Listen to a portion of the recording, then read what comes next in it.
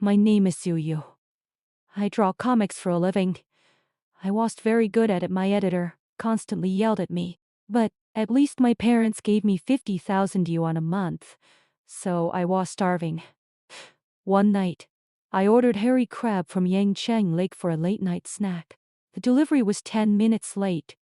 When I opened the door ready to complain, I found a soaking wet man standing there, hair plastered to his forehead, white shirt clinging to his body, the outlines of his chest and abs visible through the fabric. My heart started pounding uncontrollably. He looked up at me, his handsome face slightly flushed, his voice a little embarrassed. Hello, are you Yinhua? Last four digits 6,699. I glanced at my phone and saw his name Fan Jiaming. The food is here. It'll be going now. He turned to leave, but I grabbed the hem of his shirt. It was the first time I'd ever thought about paying someone to be with me. I didn't know what to say, so I just blurted out, "Are you for sale?" His eyes widened slightly. His brow furrowed. I quickly explained, "Let me keep you. Then you won't have to deliver food anymore." I held up one finger. 20,000 a month. He didn't say anything. I added another finger. 30,000. Still nothing. I looked at his face, his body, his long legs, and made my final offer. I can't go any higher. 40,000 a month. That's the most I can afford. He shifted his weight, clearly uncomfortable. He'd probably never been in a situation like this. He looked at me seriously. "Why do you want to keep me?" I smiled. "Because I like you." He turned his face away, embarrassed. But the money was good. Finally, he mumbled, "Okay. I got lucky. The first person I ever kept turned out to be a virgin. Every time I got close to him, he blushed. His body went stiff. He didn't know what to do with himself. The first time he finished a fast and got so upset he cried. I laughed out loud. He covered my mouth, angry and mortified. "Jinhua, stop laughing." I kissed the corner of his mouth. Okay. I'm done." He huffed. "It'll make you stop laughing." And he did. By the middle of the night, I was the one crying. He wouldn't listen when I told him to stop. He bit my collarbone. "Don't say my name right now. If you say husband, it'll stop." My heart was pounding like a summer rainstorm. The first time I said it, I turned my head away, embarrassed. He looked up at me, eyes incredibly bright. "Yinhua, I like you.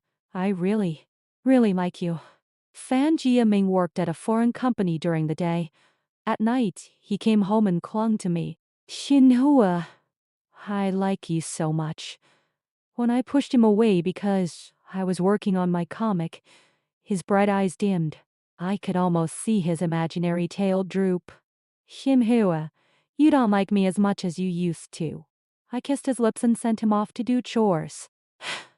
Watching him clumsily clean the house and do laundry, my heart filled with a warm, fuzzy feeling called happiness. That was why, when my mother called a year later and told me to come home for an arranged marriage, the world lost all its color. I'd always known this day would come, but I never expected it to hurt this much. Like a knife carving into my chest, making it hard to breathe. That day, I buried myself under my blanket and cried. That night, when Fan Jiaming came home, I broke up with him. He looked at me quietly. After a long pause, he said one word, "Okay." After I moved back home, my best friend called. She'd been asking around about my fiancé, Fiancé. He'd grown up abroad and only returned to the country a year ago. He was devastatingly handsome, but you could only admire him from a distance. If you offended him, you were finished. He'd rather lose money himself than let you off. There was a family named Wang who offended him. They knelt at his gate in the rain to apologize, but he still bankrupted them. My friend was so scared she started crying. I ended up comforting her instead. Then a WeChat friend request came in, Fiancé. I accepted. His first message dripped with arrogance. "This arranged marriage is not my choice. I already have a woman I love. You'd better not fall in love with me. It won't end well. This marriage is just a transaction. To avoid you clinging to me when it ends and embarrassing both families." Please sign the attached prenuptial agreement. I was so angry I threw my phone across the room. Who did he think he was? I took a few deep breaths, then typed back fine. I hope you can also avoid falling in love with me. Don't cling to me when it ends. I also have a man I love. He seemed relieved. Good. Nice working with you. I opened the agreement. Every clause was about keeping my distance, not harboring any feelings for him. If I behaved myself, he'd give me $100 million after the divorce. I signed it electronically. Nice working with you, I replied. A few days later, my mother pushed me out of bed. Fiancé is here with the betrothal gifts. Get dressed and go meet him. By the time I made it downstairs, all I saw was the back of his head and his tall silhouette. Didn't even see his face. When it came time to take wedding photos, he refused. He didn't want to take photos with anyone other than the woman he loved. He told me to send him a photo and he'd have his studio Photoshop it. He even generously offered to let me use the studio for free in the future. Fine by me. I cowed and reached Fan Jiaming anymore. I sent him a message asking if he would wait for me. I got back a read exclamation mark. HED deleted me. In just one day. I paced my room, angry and hurt. Had all his love been an act for 40,000 yuan a month? Otherwise, why would he delete me the moment we broke up? Late that night, my mother brought me warm milk. She glanced at my phone screen. Oh, Fiancé sent you a casual photo. She pulled up his business headshot and showed it to me. He looks so different from how he is at work.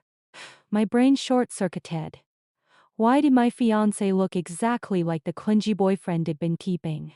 My mother was still talking, but I couldn't hear her. I grabbed her phone with trembling hands. Mom, this is Fiancé. She rolled her eyes. Yes, good looking. Right? I called him at midnight. No answer.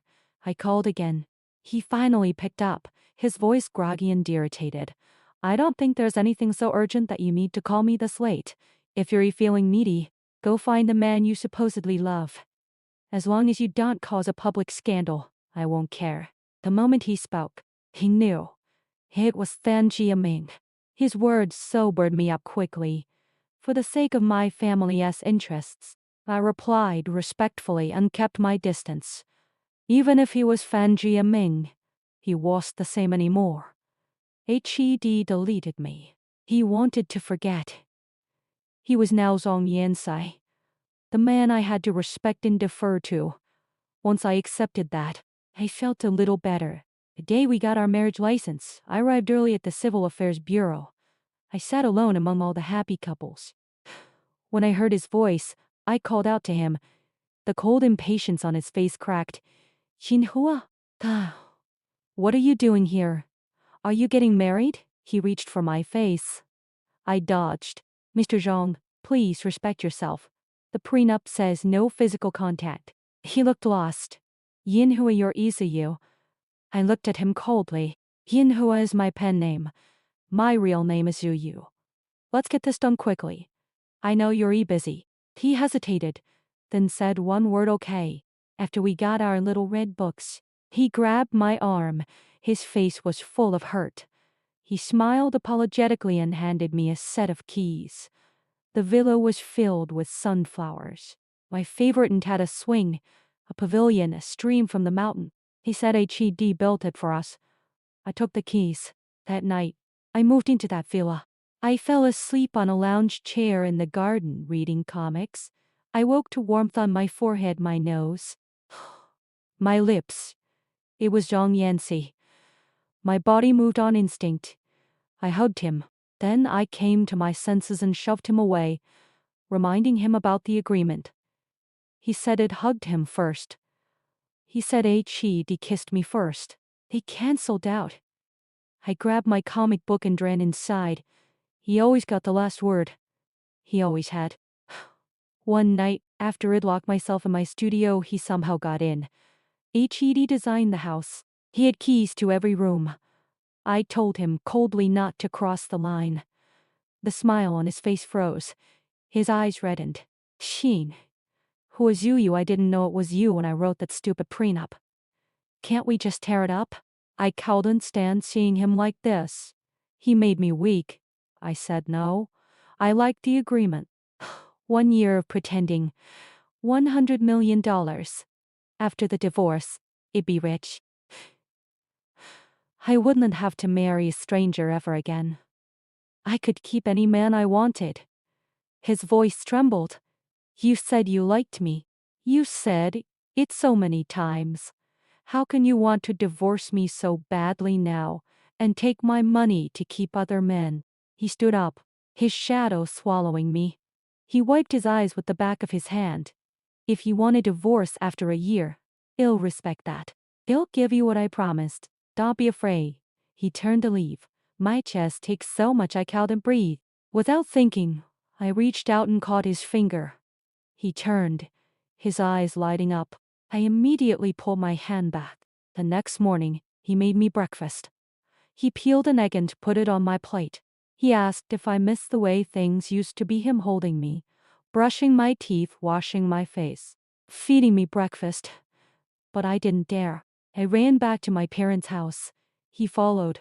He charmed my mother with tea, told her he'd stay in the guest room, told my father he wanted to discuss business. He was a genius at business. Every project he touched made money. Of course my father wanted in. Zhang Yancy winked at me smug. That night, he came to my room with wet hair. He said the guest room washed ready. Couldn't he sleep on my floor? His eyes were bright and pitiful. I let him in. I asked him why he'd deleted me. He said it was because he was getting married. He was afraid of contacting me and making me the other woman. You were my first love, but I couldn't marry you. I was strong enough yet to defy my family. 1 more year. Just 1 more year. And I would have had the power. When I found out my fiancé was you, you don't know how happy I was. My first marriage to the person I love. I asked if he would ever hurt me or my family. He looked at me in disbelief. Is someone telling you bad things about me? I'm aggressive in business because it saves trouble. You're afraid of me because of that? He bit my collarbone. Hard. Good. You'll remember that. Stop believing rumors. You don't trust me. Before I knew it, he was in bed, holding me. He kissed me. Sorry, you're just too cute. I forgot how long he'd been without this. He didn't stop until I was crying, husband and I love you. The next morning, I threw a pillow at him. He laughed. Then he pulled out a stack of documents from the nightstand. All his assets. They're all yours. So don't be afraid of me anymore. Yell at me if you want. Make me do chores. Lie on me. And make me brush your teeth and wash your face. You'll be in charge of my allowance. So will you keep me again? He took my hand and made me sign. He had plucked out his own thorns and handed me the weapon. Just because I was afraid. I went home for 1 night. Then I went right back. He looked at me with those wet eyes. Said he'd given me everything. His first everything. And I wouldn't even give him a proper wedding. I would have given him the whole world. With his skills I was lost. And I didn't mind one bit.